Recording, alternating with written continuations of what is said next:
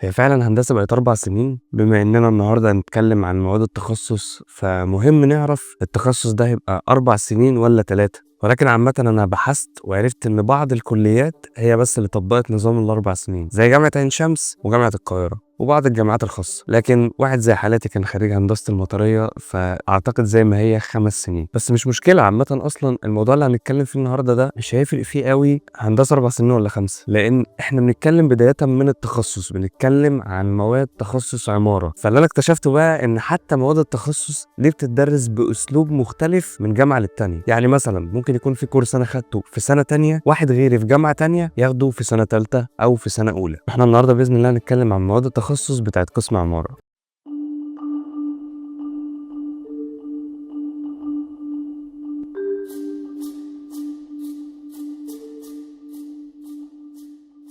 مساء الفل يا شباب. دلوقتي ممكن ناس كتير تسأل فيديو زي ده معمول ليه بالشكل ده؟ يعني ايه مواد التخصص بتاع قسم عمارة؟ انا كده هستفاد ايه؟ انا عامة بحب امشي بنظرية تفصيل بعد اجمال، يعني احب اديك فكرة عامة واجمالية عن اللي انت هتدرسه، سواء بقى 4 سنين او 3 سنين زي ما اتفقنا مش هتفرق، بس تبقى واخد فكرة كده عن كل المواد اللي انت هتدرسها وانت المفروض تطلع منها بايه، لان هو ده الصح. انت اصلا المفروض تعرف الماده دي انت بتدرسها ليه، مش عشان تمتحن فيها وتنجح وخلاص. اكيد هم حاطين لك في المقرر لهدف تعليمي معين، وانا عارف ان انا قلت قبل كده كذا مره ان اللي هتلاقيه في الشغل غير اللي في الدراسه، ولكن برضو اللي في الدراسه ده مهم. التعليم الاكاديمي مهم يا عم، اعتبره ان هو ان انت عايز الشهاده وخلاص. مش مهم عندك برضو انك تطلع باكبر قدر من المعلومات ومكسب؟ وزي ما انا بحب دايما اقسم كل حاجه لمجموعات، فاحنا هنقسم المواد اللي معانا على 3 مجموعات. اولا مواد تخصص، مواد تخص مجالك انت اللي هو عماره. تاني حاجه مواد تخصص مدني، هي بتكمل مواد عماره بس انت مش تاخد كل حاجه من عند مدني. تالت حاجه مواد تكميليه، يعني ممكن تكون تلاقي واحد مثلا في تجاره بياخد نفس المواد دي. نيجي لمواد التخصص، ودي معلش برضو هنقسمها تاني. قسمته لنصين. اه فالنص الاولاني بقى بتاع النص الاولاني مش بتاع النص التاني. ما انا قسمت نصين، النص الاولاني بتاع النص الاولاني عشان يعني لو جبنا 3 برتقانات. لا ادخل في الموضوع. ادخل في الموضوع. ماشي، ما انا داخل في الموضوع اهو. ليه؟ لان احنا عندنا في مواد التخصص في مواد ثابته، يعني بندرسها كل سنه وكل ترم، زي مثلا رياضه 1 رياضه 2 رياضه 3. انا بقول لك مثال، هي مش رياضه بس هي مواد تانية هنعرفها دلوقتي. وفي مواد بتتغير وفي مواد اختياريه. مواد اختياريه يعني ممكن مثلا ينزلوا لك لائحه فيها 3 مواد وانت هتختار منهم ماده بس تدرسها، فتلاقي ان انت بتدرس ماده والناس اللي معاك بتدرس مواد تانية. نيجي للمواد الثابته او شبه ثابته، ممكن اسمها يتغير بس هي برضو نفس الكونسبت او بتدرس نفس الحاجه. ماده رقم 1 ودي اساس عماره واهم ماده عندنا، وهي التصميم المعماري. ممكن اسمها يتغير، اول مثلا سنه تدرسها تلاقي ان اسمها اسس التصميم المعماري، بعد كده بقى تلاقي الماده بقت تصميم معماري 1 تصميم معماري 2 وهكذا. هو ده اللي انا كنت بتكلم فيه في رياضات 1 ورياضات 2، ان انت هتدرسها كل سنه هتكمل معاك. ولعلمك كل سنه بيبقى الهدف التعليمي مختلف. هنا بقى احنا هنعمل فيديو منفصل تماما عن التصميم المعماري، عشان كده انا قلت لك انا بحب امشي بمبدا تفصيل بعد اجمال. هناخد دلوقتي فكره عامه عن كل المواد، بعد كده هنفصص كل ماده بنعمل فيها ايه بالظبط. تاني ماده وهي برضو اهم ماده عندنا لانها بتكمل الماده الاولى، ماده انشاء او تصميمات تنفيذيه. هي برضو اسمها بيتغير في سنه من السنين، يعني انت من الاخر في الاول هتدرسها على انها ماده ايه؟ انشاء. بعد كده هيبقى اسمها تصميمات تنفيذيه، او بالبلدي كده احنا بنقول عليها تنفيذيه. تالت ماده تاريخ عماره، والماده دي مهمه جدا برضو، ساعات اسمها بيتغير على حسب الكورس اللي انت بتاخده، ولكن من اهم المواد، لان انت عشان تعرف انت هتعمل ايه في المستقبل مهم جدا انك تعرف الموضوع بدا ازاي، او من الاخر الماضي بتاع كل حاجه. نيجي للمواد المتغيره او المواد اللي هي هتتبدل، انت هتدرس بقى مواد جديده، يعني من الاخر مش هتتكرر معاك كل سنه. اول حاجه وهي ماده التصميم الحضري او تصميم عمراني، دي الماده اللي من الاخر بتدرسها عشان تعرف ازاي تصمم كوميونتي او كومباوند، حاجه على سكيل كبير فيها مجموعه مباني جنب بعض. وتاني ماده هي ليها علاقه بالماده الاولى ولكن اسمها تاريخ تخطيط. انت بتدرس في الماده دي ازاي بداوا يفكروا في ان هم يصمموا مدن كبيره او يخططوا مدن كبيره، وهتلاقي بقى ان في اساليب مختلفه للتخطيط. كل ده طبعا هتتعرف عليه اكتر اول لما نبدا نتكلم في الماده دي كماده منفصله. رابع ماده نظريات العماره، دي ماده من المواد المهمه جدا اللي بتخليك تخدم على التصميم المعماري اللي هو قلنا اهم حاجه عندنا. رقم 5 التصميم البصري، دي ممكن تكون ملهاش علاقه بعماره قوي، هي لها علاقه في الفيجوال ديزاين بشكل عام. يعني انت ممكن من الماده دي تفهم ازاي اللوجو بيتصمم. من الاخر هيبقى ليك علاقه بقى بالاشكال والنسب والالوان، اي حاجه عامه ليها علاقه بالجرافيك ديزاين، مش مخصص اكتر للعماره. رقم 6 تطبيقات الحاسب الآلي. انت في الكليه اكيد هتدرس اي سوفت وير، برنامج او 2 يخص العماره، واحنا طبعا عملنا فيديو منفصل بنتكلم فيه عن اهم البرامج اللي هتفيدك كطالب معماري. ممكن تدرس سوفت ويرز ايه بالظبط، لانها اكيد هتختلف من كليه للتانيه. هتكلم عن نفسي مثلا، انا درست اوتوكاد وسكتش اب ولوميون وريفت، دول ال4 سوفت ويرز اللي انا درستهم في الكليه. ودرسنا برضو راينو بس مش في الماده دي، في ماده تانية هنتكلم عليها بعدين، وهي بالفعل الماده رقم 7، ماده اسمها النمذجه والمحاكاه. دي الماده اللي درسنا فيها الراينو لان هي طبعا من اسمها كده موديلنج.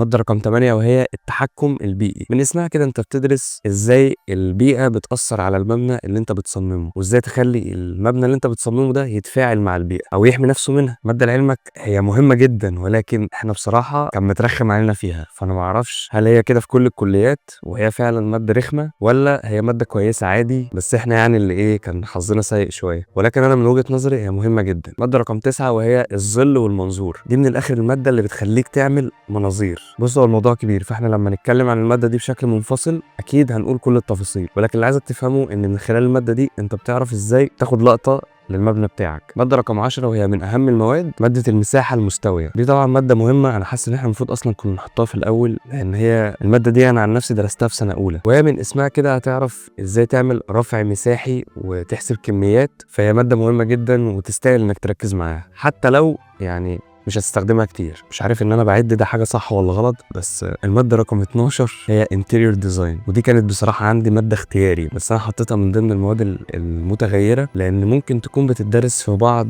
الكليات كماده اساسيه مش كماده اختياري. وهي عامه لو انت مثلا طالب في فنون جميل عماره فانت اكيد هتقول لي ايه ده، دي ماده اساسيه عندنا، عشان كده قلت احطها من ضمن المواد الاساسيه احسن. ومن اسمها طبعا انتيريور ديزاين انت بتدرس اساليب التصميم الداخلي. 13 وهي ماده تعتبر من عند مدني بس هي مهمة، عشان كده حطيتها معانا في عمارة عادي كمواد تخصص، وهي الامن والسلامه. ودي طبعا بيبقى فيها الاكواد والاشتراطات اللي بتحقق للمبنى السلامه، اللي هو في حاله حدوث اي كوارث الناس ازاي هتتعامل جوه المبنى. بص انا اتلخبطت في العد فانا هكمل كده من غير ما اعيد. الاقتصاد الهندسي، ودي مادة مهمة جدا لأن دي بتاعت حصر الكميات. من الآخر أي حد ناوي يشتغل في المقاولات المادة دي كنز بالنسبة له، هيتعلم فيها كل حاجة، هيتعلم ازاي يحصر وهيتعلم ازاي يحط مقايسة أو يعمل تسعير. بعد كده مادة تصميم مواقع اللي هي بتاعت اللاندسكيب، هتدرس برضو أساليب للتعامل مع المساحات الخضراء، اللاندسكيب بقى وأنواعها، السوفت سكيب والهارد سكيب، وهتاخد شوية أنواع من الأشجار، يعني مادة لذيذة برضه. بعد كده الأثر البيئي للمشروعات، دي مادة عاملة زي التحكم البيئي، بس التحكم البيئي انت بتدرس ازاي البيئة بتأثر على المبنى والمبنى ده بيتعامل معاها ازاي. لا هنا بقى بتشوف المبنى بتاعك ده بيأثر ازاي على البيئة، فاهم؟ عشان كده بيكملوا بعض، كأنك كده بتاخد الحاجة وعكسها. بعد كده مادة إدارة المشروعات،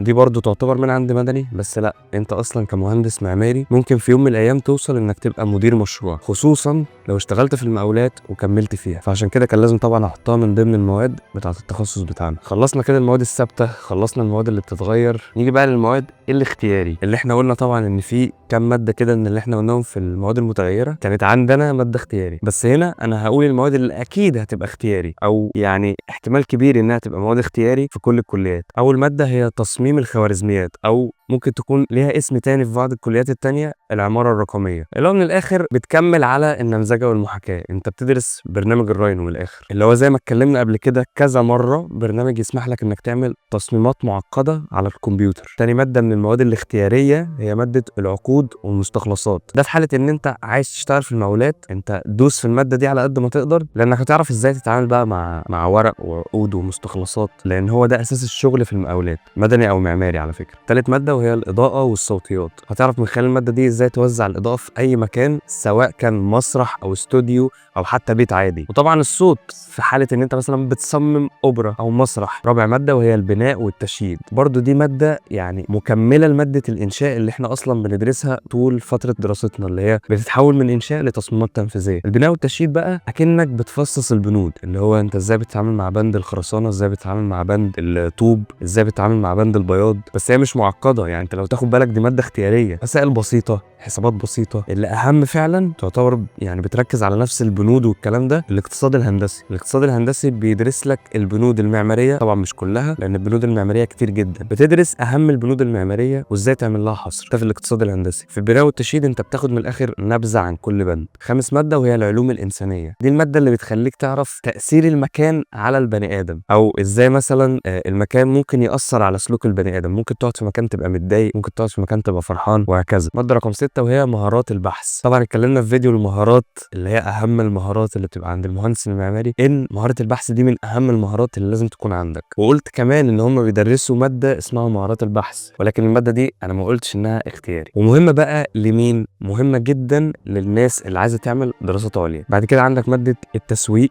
ودي ماده يعني فور فن كده من الاخر، انا دخلتها عشان انا بس حابب المجال ده. هي ماده مش في التخصص بتاعك، ولكن صدقني انا استفدت جدا لما درست الماده دي. عندك بعد كده ماده الاسكان، ودي واضح جدا من اسمها، انت بتدرس الاساليب اللي وزاره الاسكان بتستخدمها عشان تعمل مثلا اسكان الشباب والكلام ده. في ماده اسمها التنميه المستدامه. فاكر لما اتكلمنا قبل كده عن موضوع مهندس استدامه وقلنا ان انا ما عنديش معلومات كافيه عن مهندس الاستدامه ده، ولكن قلت لك برضو ان انت كده كده هتدرس استدامه او تعرف يعني ايه استدامه بشكل عام. بعد كده عندك ماده نظم المعلومات الجغرافيه اللي هي GIS. الجماعه بتوع تخطيط عمراني الماده دي بالنسبه لهم هي الاساس. زي كده مثلا عندنا التصميم المعماري رقم 1 GIS من اهم المواد بتاعه التخطيط العمراني. بعد كده عندك ماده تنسيق المواقع في البيئه الطبيعيه. انت ممكن تاخد مشروع، المشروع ده اصلا في جبل، فانت ازاي بقى هتتعامل مع الموضوع ده اللي هتدرسه في الماده دي. يعني تعتبر هي ماده مكمله للماده بتاعه اللاندسكيب او تصميم المواقع. بس في تصميم المواقع انت بتدرس موقع عادي في حفر وردم وبتشتغل على ارض ممكن تكون مستويه. تنسيق المواقع بقى انت ممكن تاخد موقع هو اصلا بيئه طبيعيه وانت تتعامل معاه. بعد كده عندك ماده الكتابه في العماره، دي ماده سهله جدا، انا بصراحه ما دخلتهاش عشان انت ممكن اصلا تدرسها لوحدك. يعني ماده الكتابه في العماره دي بتدرس فيها ايه؟ في معماريين مشهورين صح، في رواد للعماره، المعماريين دول الفوا كتب وقالوا اقاويل، انت بقى بتدرس الاقاويل ده، فلان قال ايه، علان عمل ايه، ده اللي انت بتدرسه في الماده دي. فحسيت انها مش مهمه قوي، يعني اللي هو الواحد ممكن يعرف المعلومات دي لوحده، مش محتاج بقى ان انت تدرسها كماده وكويزات والحاجات دي. بعد كده ماده قواعد التشكيل، مش محتاج اتكلم عنها كتير، هي باينه من اسمها انت هتدرس ايه، وهي برضو ماده من المواد الاختياري، لان انت كده كده في ماده زي الظل والمنظور وماده زي الفيجوال ديزاين اللي هو التصميم البصري انت بتعرف اصلا قواعد التشكيل، بس دي بتخش لك ان ديب اكتر. لذلك انت لو حابب تشتغل في التشكيل اصلا موديلنج وكده، الماده دي هتكون اختيار كويس بالنسبه لك، ده في حاله انها ماده اختياري عندك، يعني ممكن اصلا تكون مش من ضمن المواد اللي عندك خالص. نيجي بقى لمواد تخصص مدني، ودي اللي بتكون تقيله حبتين على قلبنا، لان الجماعه بتوع مدني بصراحه بيشقوا في موضوع الشتات، حل كتير كتير كتير. واول ماده معانا من تخصص مدني هي ماده ستراكشر، وما تفتكرش ان انت عشان بتدرس ستراكشر تبقى انت كده تنين مجنح، لا، انت عندك في مدني هم بيدرسوا كل حاجه عن الاستراكشر. انت عندك في عماره بتدرس البيزكس بس، تقريبا بتاخد اول كورس خدوه وشكرا، انما هو واحد ممكن يكون مشروع التخرج بتاعه اصلا عن الاستراكشر. تاني ماده معانا من تخصص مدني وهي ماده خرسانه مسلحه او خرسانه، عشان في خرسانه عاديه وخرسانه مسلحه، نفس الكلام، انت مش هتدرس فيها كل حاجه، هو كورس واحد بس هتاخد فيه البيزكس. تالت ماده ودي كانت ماده بصراحه انا اتفاجئت انها عجبتني، وهي ماده الستيل. في كده بعض المنشآت هي ما بتتصممش غير ستيل، تصميم وتنفيذ طبعا يعني، فانت في الماده دي هتعرف ازاي تتعامل مع كل المنشآت المعدنيه. ولكن الماده دي من مدني لان هي تنفيذيه اكتر وفيها حسابات اكتر. من الاخر اي حاجه فيها حسابات دقيقة شوية في موضوع التنفيذ يعني تعتبر تخص مدني، بس انت ممكن تشتغل فيها عادي بما انك درستها. مادة رقم 4 دي انا شخصيا ما درستهاش، ما كانتش عندي، بس هي موجودة، يعني مادة سويل او التربه، بس الحمد لله ان انا ما درستهاش لان سمعتها وحشه جدا، يعني بيقولوا في ناس كتير كانت بتشيلها، ولكن هي ماده من تخصص مدني وكانت عندنا في عماره، ونفس الكلام انت بتدرس كورس واحد بس، يعني في سنه من السنين في ترم من الترمات هتلاقي نفسك عندك ماده من مدني، ممكن تبقى ستراكشر، ممكن تبقى خرسانه، ما اقدرش اقول لك على الترتيب قوي يعني. ودلوقتي هنتكلم في المواد التكميليه اللي هي اصلا انت ممكن تلاقي حد مش في هندسه بيدرسها. اول ماده طبعا، وانت هتقول لي ازاي دي ماده تكميليه، بس اول ماده هي الفيزياء، واحنا في عماره لما بدانا التخصص خدنا كورس واحد بس فيزياء، على عكس مثلا ناس في تخصصات تانية زي كهرباء ومدني وميكانيكا، فالفيزياء عندهم رقم واحد، لا احنا عندنا الفيزياء مش تخصص قوي. تاني ماده انجليزي، هو مهم جدا انك تكون عارف انجليزي، بس انت طبعا لما تيجي تدرس الانجليزي الانجليزي كماده فانت اكنك كده في ثالثه ثانوي، فاهم؟ الموضوع ملوش اي علاقه باللغه، هي ماده نجاح وسقوط او ساعات معتمده على حسب انت النظام بتاعك ايه. الانجليزي مهم بالنسبه لي كلغه، انت لو عايز تتعلمه كلغه فانت عارف انت المفروض تعمل ايه، تاخد كورس وتطور نفسك براكتس كتير يعني. لكن كماده في الكليه قشطه، انت كده كده هتنجح عادي. ولكن انا حطيتها من ضمن المواد التكميليه لان انا درست عندي انجليزي، واكيد في ناس تانية عندهم برضو ماده الانجليزي من ضمن الكورسز بتاعتهم. ثالث ماده وهي كتابه